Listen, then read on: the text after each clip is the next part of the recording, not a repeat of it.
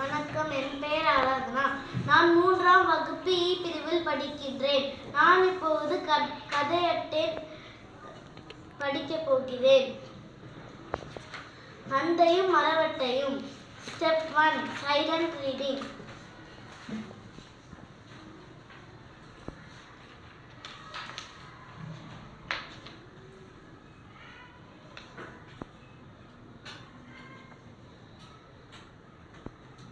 Step 2, loud reading. அப்பா இதை பாருங்கள் என்று சொல்லிக்கொண்டே 4 வயதான ரவி வீட்டுக்குள் சென்றான்.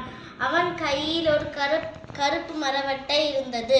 ரவியின் தந்தைக்கு மரவட்டை என்றாலே பயம்.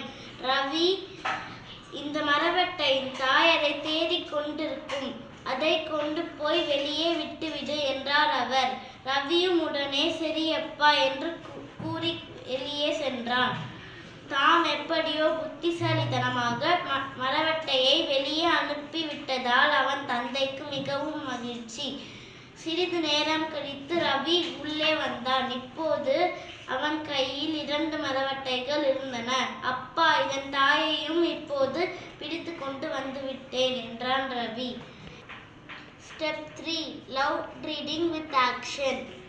அப்பா இதை பாருங்கள் என்று சொல்லிக்கொண்டே 4 வயதான ரவி வீட்டுக்குள் சென்றான். அவன் கையில் ஒரு கருப்பு மரவட்டை இருந்தது. ரவியின் தந்தைக்கு மரவட்டை என்றாலே பயம்.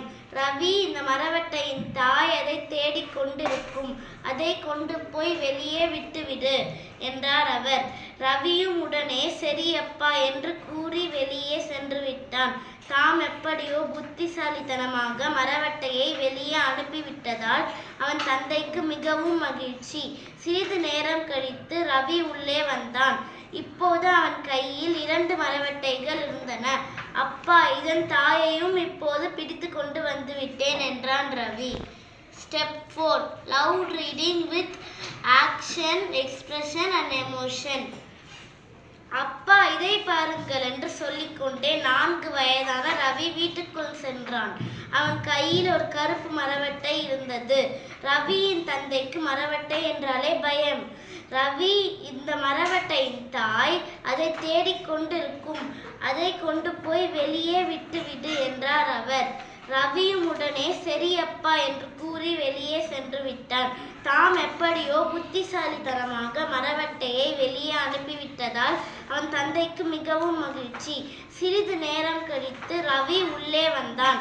இப்போது அவன் கையில் 2 மரவட்டைகள் இருந்தன. அப்பா, இதன் தாயையும் இப்போது பிடித்து கொண்டு வந்துவிட்டேன் என்றான் ரவி. ஸ்டெப் 5, பேராஃப்ரைசிங். 4 வயதான ரவி வீட்டுக்குள் சென்றான். அப்பா இதை பாருங்கள் என்று சொல்லிக்கொண்டே சென்றான்.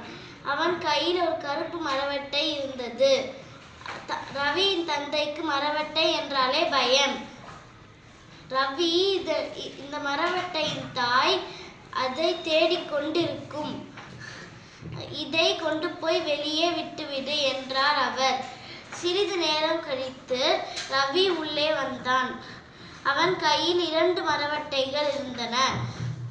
அப்பா, இதன் தாயையும் இப்போது பிடித்து கொண்டு வந்துவிட்டேன் என்றார் ரவி.